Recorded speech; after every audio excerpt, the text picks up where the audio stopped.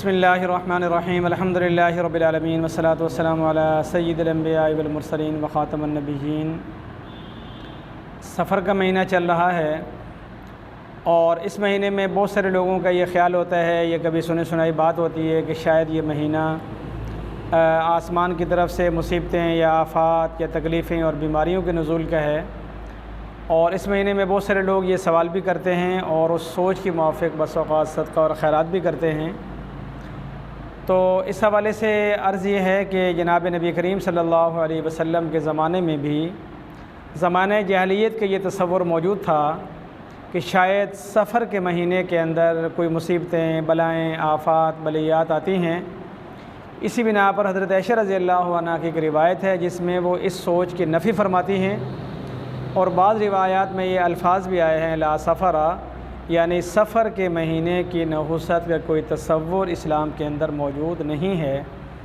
लेकिन बदकिस्मती से तब भी और आज भी शायद बहुत सारे इलाक़ों में, बहुत सारे लोगों के ज़हनों में ज़माने जahलियत का वो तसव्वुर मौजूद है।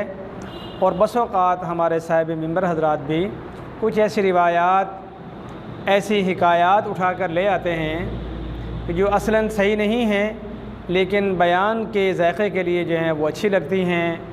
लोग उससे डर जाते हैं, खौफज़दा हो जाते हैं, फिर हमारे कहने सुनने पर जो है वो सदका खैरात की तरफ तवज्जो दे देते हैं। इस तरीके से लोगों को सदका खैरात हो जाता है और हमारी तरफ थोड़ा बहुत खाना पहुंच जाता है। लेकिन सच ये है कि सही मुस्तनद रिवायात में ऐसा कोई तसव्वुर नहीं, ऐसी कोई बात नहीं है। रमज़ानुल मुबारक भी अल्लाह का महीना, शाबान भी अल्लाह का महीना, बड़ी ईद ज़िलहज भी अल्लाह का महीना, इसी तरह रजब और सफ़र और रबीउल अव्वल सब के सब अल्लाह के महीने हैं। महीनों में, दिनों में, रातों में, सुबहों में, शामों में कोई नहुसत या कोई ऐसी बात नहीं है। रही मौत, तो मौत आने को रमज़ान शरीफ में भी आ जाती है, ईद के दिन भी आ जाती है, ईद की रात भी आ जाती है, ईद की शाम भी आ जाती है। और इसी तरीके से बीमारी, तो बीमार होने के लिए भी कोई सुबह, कोई शाम, कोई रात या दिन या महीना या दिन रात मुख्तस नहीं है। सेहत याब होने वाला शख्स 10 मुहर्रम को भी सेहत याब हो जाता है, पैदा होने वाला बच्चा 10 मुहर्रम को भी पैदा हो जाता है। और इसी तरह अगर किसी ने बीमार होना हो तो वो ईद के दिन, ईद के वक्त भी बीमार हो जाता है। लिहाजा ऐसा कोई तसव्वुर रखना कि खुदा न खास्ता इस महीने के अंदर कोई नौसत है या ये महीना अल्लाह की तरफ से मुसीबतें उतरने के लिए मुख्तस है, लिहाजा उससे बचने के लिए खैरात करना चाहिए, इस्लाम के अंदर ऐसा कोई तसव्वुर नहीं है। अगर कोई साहिब मिंबर व महराब इस पर बयान करता है या लोगों को बताता है तो वो शरई तौर से गलत होगा, मनगढ़ंत होगा, बेबुनियाद होगा और एक लिहाज से वो ज़माना जahलियत के तसव्वुर का तसलसल होगा कि जब सहाबा कराम उस ज़माने के अंदर इस शाय की नफ़ी कर रहे हैं और आज हमारे लोग अभी तक भी ऐसा सोचते हैं। इसका मतलब ये है कि वो जahलियत की सोच, जahलियत का मिजाज और जahलियत के नज़रियात वो आज इस वक्त भी हमारे माशरे के अंदर मौजूद हैं। जबकि हम अपने आप को साइंस की तरक्की का ज़माना और इसी तरह अपने आप को हम लोग तरक्की याफ्ता और रोशन ख्याल और पढ़ा लिखा माशरा गर्दानते हैं। अगर इस सब कुछ के बावजूद भी आज हमारी सोच में चीज़ें हैं, इसका मतलब ये है कि हम 1450 साल पीछे खड़े हुए हैं। तो अल्लाह रब्बुल इज़्ज़त हमें सही सोच की तौफ़ीक़ अता फ़रमाए। खैरात हो, सदका हो, अल्लाह के नाम पे कुछ है क़ुरबान करनी हो तो वो आम है। मुसीबत आना भी, बीमारी आना भी अल्लाह की तरफ से कभी भी हो सकता है और खैरात हमने कभी भी करनी हो तो कभी भी की जा सकती है।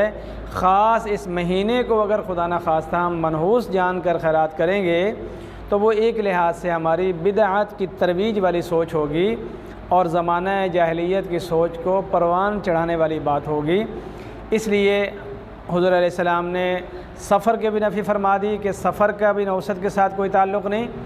और इसी तरह वला अदवा वला तियारा के अंदर भी हुज़ूर अलैहिस्सलाम ने फरमा दिया कि बीमारी को बज़ात ख़ुद मुअस्सिर समझ कर ये समझना कि फ़लाँ को फ़लाँ की बीमारी की वजह से बीमारी लग गई, तो ऐसा नहीं है। आखिर पहला शख्स, पहला जानवर, पहला ऊँट, उसको भी तो जब बीमारी लगती है तो अल्लाह ही की तरफ से लगती है। और अगर एक शख्स की बीमारी से दूसरे को बीमारी लगती है तो वो भी अल्लाह के हुक्म से लगती है, अल्लाह की मशीयत से लगती है, अल्लाह की मंशा से लगती है। इन चीज़ों में बज़ात ख़ुद कोई तासीर नहीं रखी, बज़ात ख़ुद ये मौसर नहीं है। इसलिए हमें ख़ुद भी इस सोच से बचना है, इस नज़रिए से बचना है। अपनी नस्ल नौ को भी इससे आगाह करना है और इसी तरह अपनी औलाद को भी ये समझा के जाना है कि अल्लाह रब्बुल इज़्ज़त की ज़ात मुख्तार कुल है, मुसब्बिबुल अस्बाब है, खालिक़ कुल है, वो फ़आलुन लिमा युरीद है और उसका इरादा, उसका मंशा, उसकी मशीयत ही चलती है।